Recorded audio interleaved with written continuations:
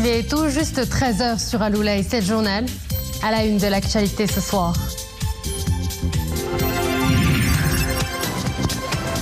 La 4e causerie religieuse de Ramadan a été présidée hier par Sa Majesté le roi Mohammed VI Amir al-Mu'minin, animé par Al-Khammar al-Baqali, membre du Conseil marocain des oulémas pour l'Europe.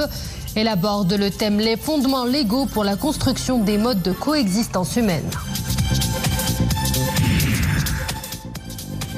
Connectivité numérique, les habitants de la commune sinistrée d'Al Haouz bénéficieront bien d'un projet numérique ambitieux nommé Smart Douar, une initiative qui vise à équiper une 50aine de villages en connexion Internet.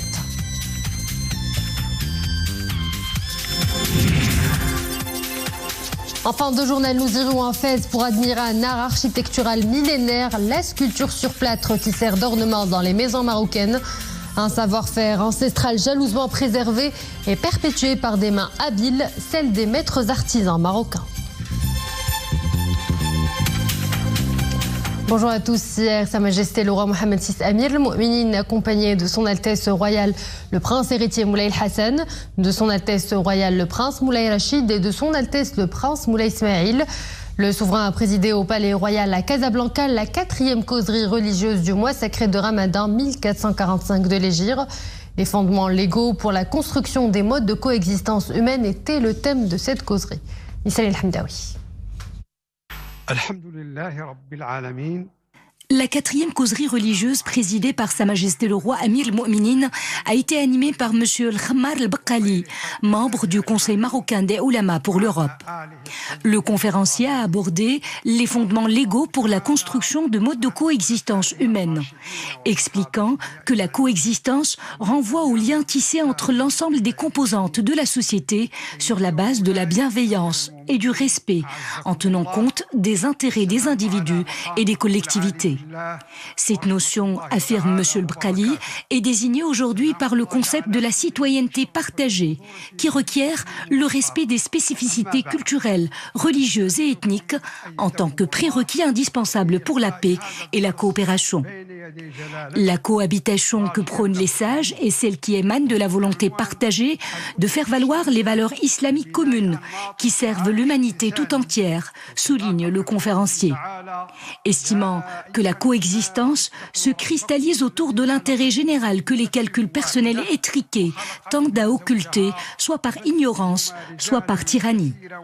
C'est pourquoi, au sein du Conseil marocain des oulémas pour l'Europe, nous avons toujours considéré que notre premier devoir était d'expliquer aux musulmans les principes de la cohabitation en islam et de les encourager à les suivre, note l'orateur. Le conférencier n'a pas manqué d'identifier 7 fondements légaux pour la construction des aspects de la coexistence, en l'occurrence la fraternité, la connaissance mutuelle, la communication, la considération réciproque, la tolérance, la vertu et la justice.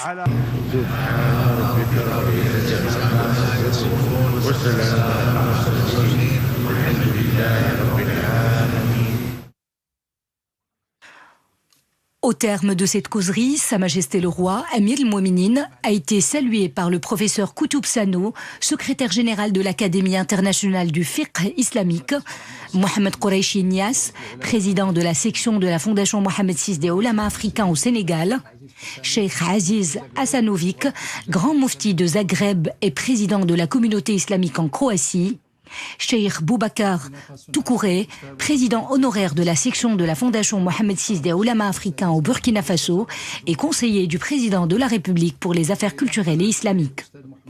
Mohamed Ridawi Ben Mohamed Ibrahim, président de l'association des oulémas du Sri Lanka, et le professeur Amin Safiddin Sharif, un alim de Libye. Le souverain a été également salué par plusieurs autres hauts dignitaires religieux. À la fin de cette 4e causerie, le ministre des Habous et des Affaires islamiques, Ahmed Tawfiq, a présenté à Sa Majesté le roi Amir al-Mu'minin un support électronique comprenant les enregistrements des causeries religieuses animées devant le souverain de 1420 à 1444 de l'Hégire.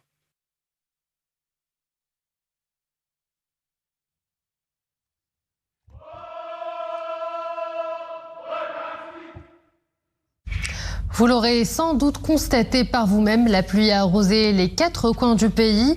Des précipitations accompagnées d'un vent fort qui a soufflé sur plusieurs provinces. Une très forte pluie localement orageuse allant jusqu'à 130 mm est prévue à partir de ce soir 18h jusqu'à dimanche à Chefchaouen, Tétouan, l'Araïch, le Hoceima et Tanger Assela. Des rafales de vent accompagnées de chasse-poussière balayeront les provinces de Jadida, Sawera, le Hoceima, Chefchaouen, Tétouan, Mdiq Fnedq, Tanger Assela, Oujdan, Gad, Ifran, Midelt et Zagoura. La météorologie nationale annonce aussi des chutes de neige sur les sommets des montagnes. Le ministère de l'Équipement et de l'Eau appelle tous les usagers des routes et des autoroutes à faire preuve de prudence et de vigilance en raison de la faible visibilité, voire de son absence dans ces conditions météorologiques. Focus à présent sur ce projet numérique ambitieux qui changera la vie de plusieurs habitants des communes sinistrées d'El Haouz. Smart Douar, c'est son nom, un programme qui vise à raccorder une 50aine de villages en connexion Internet. Pour lancer ce projet, une convention vient d'être signée à Casablanca. À terme, ce projet permettra de connecter 10 000 villages à l'horizon 2028, doit contribuer à la réduction de la facture numérique. Fatiha Oumrar, Mohamed Chikir, Mriem Messi et Adil Maroufi. Affectée depuis près de 7 mois par un séisme dévastateur, la province d'El Haouz renaît de ses cendres. Après les travaux de reconstruction, place au raccordement à Internet. Une 40aine de villages sont d'ores et déjà équipés de kits de connexion. D'autres ne tarderont pas à suivre. Au lendemain du séisme, nous avions effectué les premières installations de kits de connexion Internet satellitaire au niveau de la région d'Issil. Les habitants étaient ravis, d'où l'idée d'élargir le programme Smart Douar vers d'autres localités affectées. L'objectif, c'est qu'on ait le maximum de connexions. Smart Douar, un projet porté par Intelsia et la Fédération des technologies de l'information et de télécommunications et de l'offshoring. Une convention pour son élargissement a été signée hier. À la clé, connecter 10 000 villages à l'horizon 2028. Notre objectif est d'équiper le monde rural en connexion Internet. Une série de projets a été présentée à cet égard par nos collaborateurs engagés dans le déploiement de solutions technologiques en faveur des communautés d'El Haouz.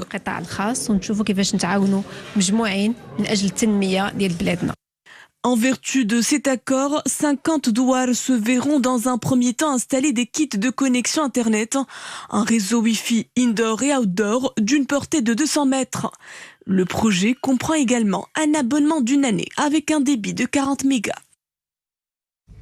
Ramadan, mois de solidarité et de générosité. En cette occasion, la Société nationale des autoroutes du Maroc réitère pour la 3e fois l'opération Iftar. Une initiative solidaire qui profite aux conducteurs de poids lourds. Un moment de partage pour ces routiers qui passent le plus clair de leur temps sur le bitume. Amine Hennaoui, Soufiane Brahimi, le récit de Maria Aoued. Sur les aires de repos de l'Arrache, Berchid et Meknes, les agents de la Société nationale des autoroutes du Maroc ne passent pas inaperçus. Souriants et bienveillants, ils sont là pour accueillir les conducteurs de poids lourds et les accompagner vers le lieu de l'iftar qui leur est dédié. J'ai voulu m'arrêter à Berchid pour rompre le jeûne et quelle fut ma surprise en découvrant un grand iftar collectif et gratuit pour tous les conducteurs de poids lourds. Je suis en route pour Casablanca et comme l'heure du iftar approche, j'ai fait une halte sur l'aire de repos. C'est à ce moment-là que des membres de l'association m'ont accompagné vers la belle table dressée pour l'occasion où j'ai pu rompre le jeûne dans les meilleures conditions. Un iftar collectif comme à la maison, avec toutes les gourmandises et autres chihouettes ramadanesques. Une initiative aussi utile qu'agréable qui vise à offrir un moment de détente bien mérité à ces vaillants conducteurs de la route. C'est la 3e fois que la Société nationale des autoroutes du Maroc organise des iftars collectifs en l'honneur de tous ceux qui sont sur les routes. Nous avions à cœur de leur offrir un bon repas de l'iftar dans une ambiance familiale afin qu'ils se reposent et se détendent comme il faut avant de reprendre la route. C'est plus de 100 chauffeurs routiers qui s'arrêtent chaque jour sur les aires de repos spécialement aménagées pour l'occasion. Une initiative solidaire qui vise à faire de ce moment sacré un moment de partage et d'unité.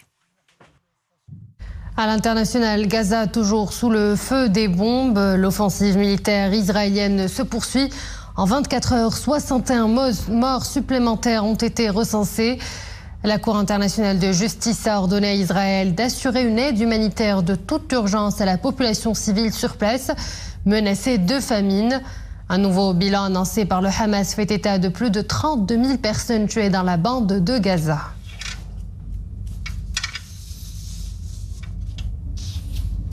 Flambée des cas de dengue en Amérique latine et aux Caraïbes, la région s'attend à la pire saison de dengue jamais enregistrée. Cette maladie virale qui provoque une forte fièvre est favorisée par le réchauffement de la planète et le phénomène climatique El Niño. En moins de 3 mois, en 2024, les autorités sanitaires ont déjà recensé plus de 3,5 millions de cas et 1 million de décès dus à ce virus transmis par la piqûre d'un moustique infecté.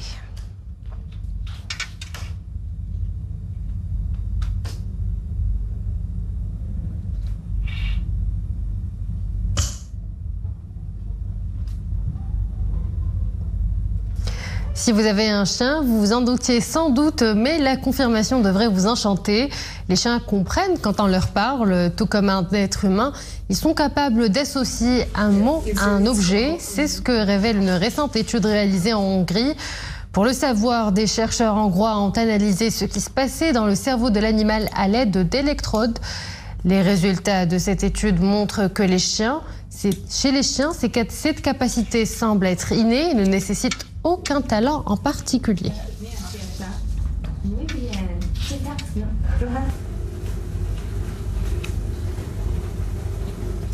Retour chez nous, c'est une décoration qui orne les plafonds de toutes les maisons marocaines, en blanc ou coloré, moderne ou artisanale. Le plâtre se décline sous différentes formes et variétés. La sculpture sur plâtre est d'ailleurs l'un des plus anciens ornements de l'architecture marocaine traditionnelle. Un art millénaire qui n'a aucun secret pour les mains habiles de nos maîtres artisans fassis qui ont la passion de perpétuer ce savoir-faire ancestral. C'est un reportage d'Anouar El-Romari sur un récit de Zakaria Moukenbillah. Fès, emblème de l'artisanat marocain et de la créativité traditionnelle authentique.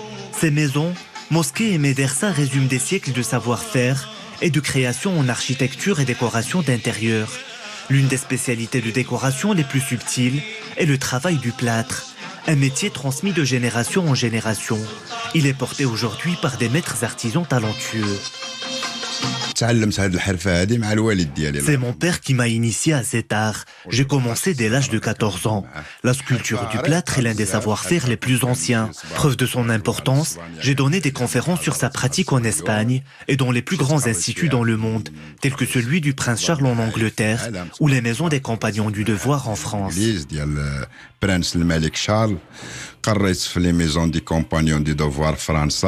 Le visiteur ne peut que s'éblouir devant ces motifs sophistiqués, tout en éclat et en artifice. De véritables tableaux d'art plastique, travaillés avec finesse par les maîtres artisans. Un art dont la réputation dépasse la ville de Fès pour être plébiscité à l'international.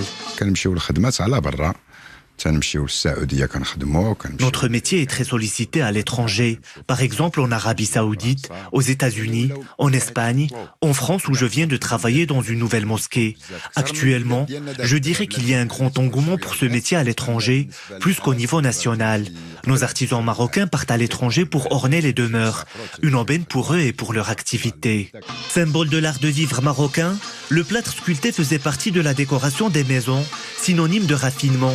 Avec l'apparition de nouvelles tendances, cet art décoratif fait face aujourd'hui à de nouveaux défis.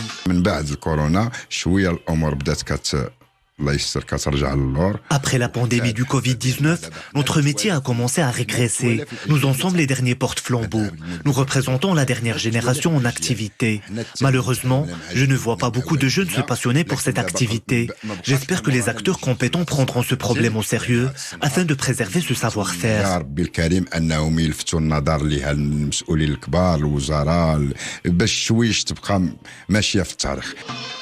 Résistant aux sirènes de la modernité, L'artisanat traditionnel du plâtre est vent debout contre les changements et la superficialité. À lui seul, il raconte toute une épopée de l'architecture authentique, un témoin de l'histoire séculaire du royaume et un révélateur significatif de la personnalité et de l'esthétique marocaine. Et nous nous quittons en beauté avec cette soirée artistique animée à Tétouan par Mjmal Oula'a, un regroupement de passionnés de la musique andalouse de l'association El Youssoufia pour les personnes en situation de handicap.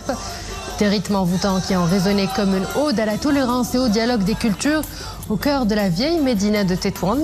Je vous laisse apprécier.